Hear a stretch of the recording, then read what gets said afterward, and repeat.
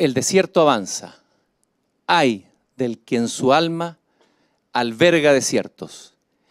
Esta frase tremenda la dijo un pensador alemán en el año 1888, Federico Nietzsche.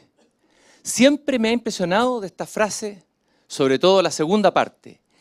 Ay del que en su alma alberga desiertos. En estas décadas, en el mundo contemporáneo, se ha hablado mucho de la parte primera de la frase, el desierto avanza.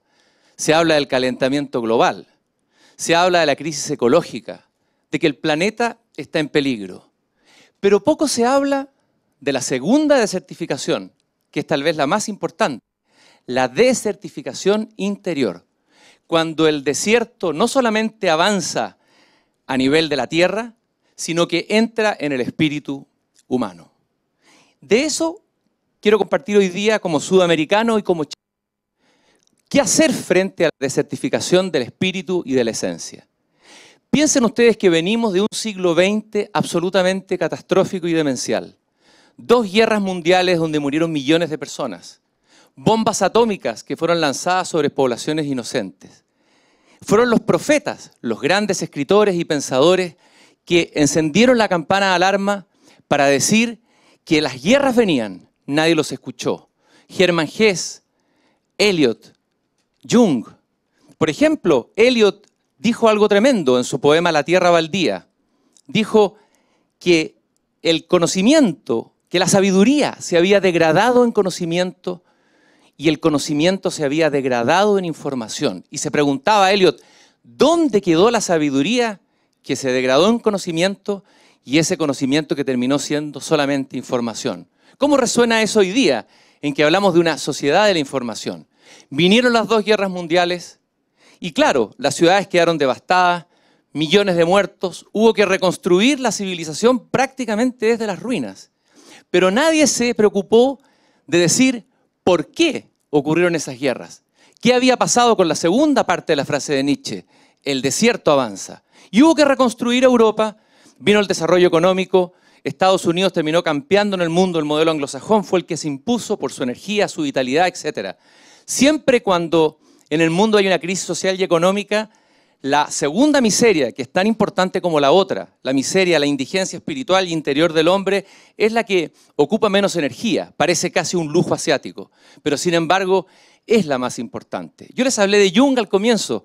Carl Jung, antes de la Segunda Guerra Mundial, en un tren, viajando por Suiza, tuvo un sueño, una verdadera visión. Vio una guerra que venía. Vio un río de gente muerta avanzando por un río europeo. Y ahí fue donde hizo la reflexión, cuando ya la guerra se desató. En realidad la guerra ya estaba dentro de nosotros. Lo que ocurre afuera en el mundo es lo que ocurre adentro de nosotros.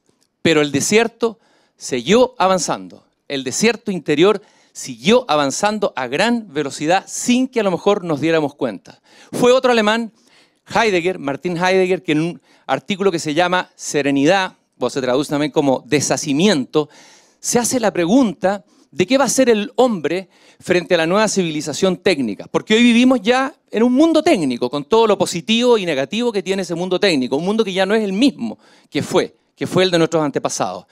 Y él dice, para que podamos estar preparados para un desarrollo técnico tan vertiginoso y tan potente como esto, hay que estar preparado también interiormente. Tiene que haber un desarrollo de la conciencia. No solamente basta con que tengamos tecnología alucinante a nuestra disposición, que por lo demás ya está en todas nuestras casas y a nuestro alcance. El hombre tiene que dar un salto cuántico en la conciencia para hacerse cargo de esa tecnología. Si no, es muy peligroso que la tecnología y el desarrollo exterior esté por sobre el desarrollo interior. La bomba atómica es un ejemplo.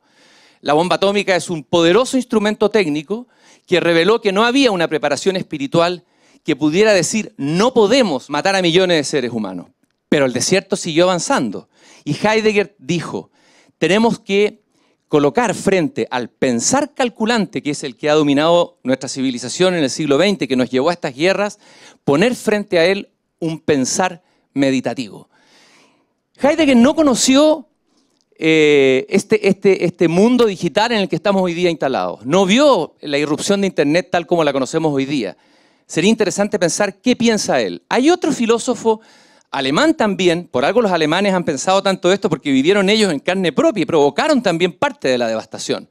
Un filósofo, Hume Byung-Hall, quien dice que hoy día, su diagnóstico es muy pesimista, vivimos en la sociedad del rendimiento y del cansancio y en la sociedad de la transparencia. Es decir, que hoy día todo está expuesto, todo está afuera, casi pornográficamente afuera. Estamos todos hipercomunicados, pero, y ese es el problema, y eso tiene que ver con la desertificación interior, han ido desapareciendo el silencio, el respeto, el misterio, el secreto. Todo está hoy día a la vista, sin misterio, sin silencio, sin vacío. El espíritu humano, el ser humano más profundo puede desarrollarse.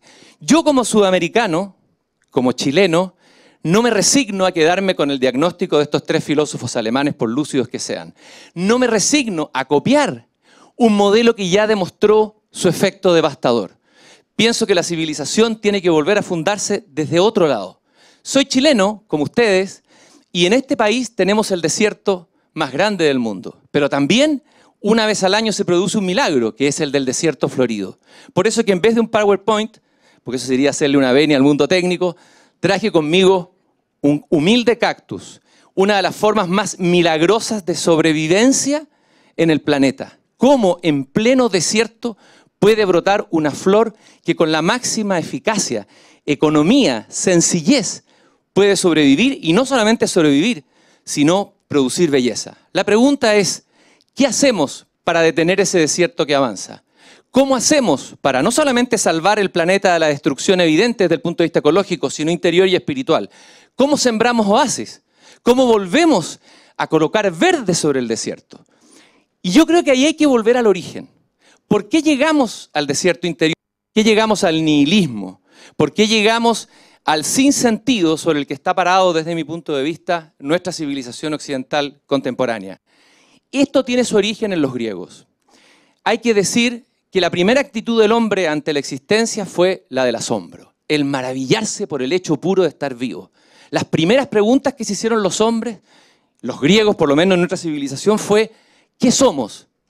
¿Qué queremos ser? ¿Por qué el hombre? ¿Por qué morimos? ¿Cuál es el sentido de la existencia? Y la palabra clave de los griegos era taumazein, que significa asombro y maravilla.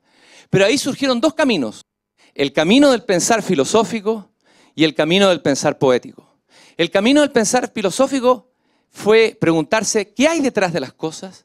Pero después de eso fue quiero saber la verdad de las cosas. Y después fue quiero apropiarme de la verdad de las cosas. La filosofía tuvo una actitud violenta desde el punto de vista de las ideas. Apropiarse, entender todo lo que hay detrás de las cosas, llegar.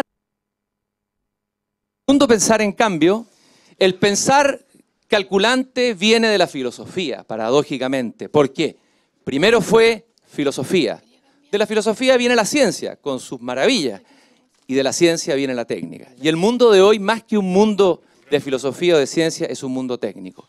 Pero hay otro camino, que también viene de la maravilla, y ese camino es el camino poético, el pensar poético, que quedó exiliado en la tierra. Y como yo soy de Chile, y Chile tenemos dos milagros, el desierto más largo del planeta, este cactus que les acabo de mostrar, y nuestros poetas, y nuestra poesía, que es otra forma de pensar el mundo. Lo voy a colocar en un ejemplo muy simple, siglo XVII. Un místico decía, Angelus Silesius, la rosa es sin por qué, florece porque florece. En cambio, un filósofo, Leibniz, decía, nada es sin razón. Uno es la vida, gratuidad, don, belleza, el aparecer de la vida, y lo otro es el cálculo, la lógica, la búsqueda del resultado. El camino que hay que seguir ahora, si nuestra civilización, como yo lo creo, está en este momento en pleno desierto interior, como lo profetizó Nietzsche, es comenzar de nuevo. Y como somos un continente joven, los americanos somos jóvenes, aquí hay instinto de vida. Como somos un país extremo y no dependemos ni llevamos la mochila ni de la academia ni de un super yo tremendo, ¿qué somos Chile? Somos paisaje y abismo, paisaje y poesía. Eso es lo más grande si ustedes ven Chile desde arriba de un avión. Es impresionante ver lo estrechos que somos, como somos casi un balcón asomado al mar. Y entonces desde aquí tenemos que ir a buscar, desde aquí vamos a ir a salvar nosotros al mundo. Siempre nos vienen a salvar desde afuera. Nosotros tenemos que salvar al mundo con lo mejor que tenemos. Y lo mejor que tenemos es la poesía. Por eso yo traje un ejemplo de cactus que han florecido en Chile son los grandes poemas. Si ustedes traen a un turista a Chile y quieren mostrarle ruinas, grandes templos, no vamos a tener nada que mostrar. No tenemos nada que mostrar como en México. Los templos aztecas, los templos del mundo maya. No tenemos nada que mostrar, no tenemos la Catedral de Notre Dame. ¿Qué es lo que tenemos entonces, aparte del paisaje?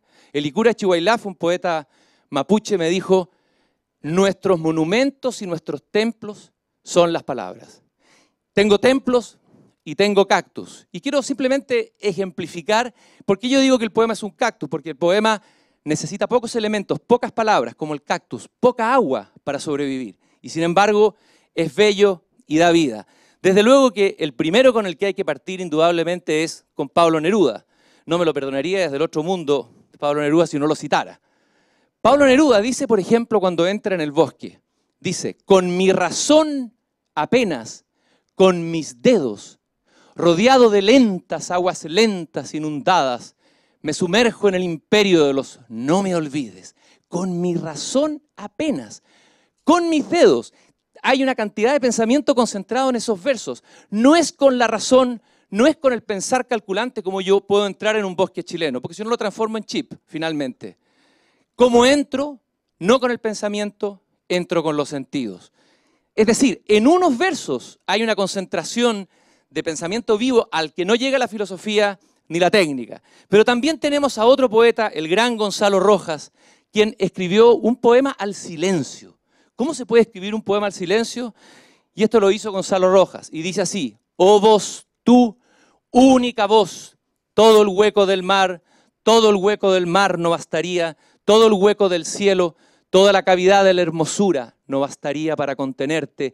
Y aunque el hombre callara y ese mundo se hundiera, oh majestad, tú nunca cesarías de estar en todas partes, porque te sobra el tiempo y el ser, única voz, porque estás y no estás, y casi eres mi Dios, y casi eres mi Padre cuando estoy más oscuro. El silencio, eso que ha desaparecido, está desapareciendo lentamente de nuestras vidas. Hoy día hay que buscar casi bolsones de silencio en el mundo, lugares donde podamos estar sin ninguna conexión con nosotros mismos, con nuestro propio ser.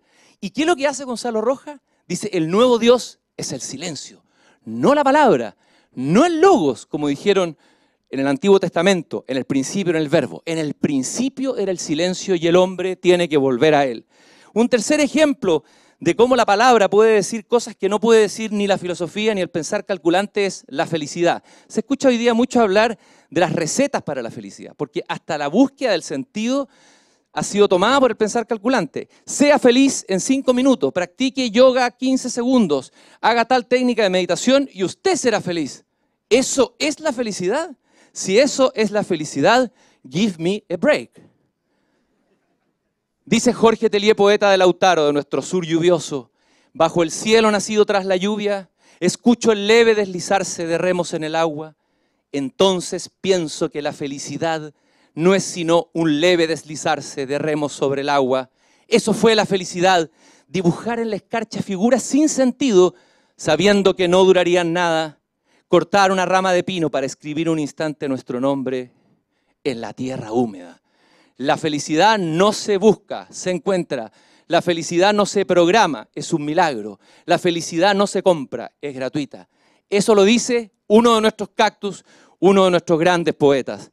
Y para terminar, partí hablando del desierto y no puedo dejar de citar a un poeta vivo, contemporáneo, Raúl Zurita, poeta del desierto, que dijo a propósito del desierto de Atacama, el más grande del planeta: dejemos pasar el infinito del desierto de Atacama, dejemos pasar la esterilidad de estos desiertos para que cuando vean alzarse ante sus hojas las desaladas paisajes del desierto de Atacama, mi madre se concentre en gotas de agua y sea la primera lluvia en el desierto. Entonces sobre el vacío del mundo se abrirá completamente el verdor infinito del desierto de Atacama. El desierto avanza, pero la poesía no retrocede. Muchas gracias.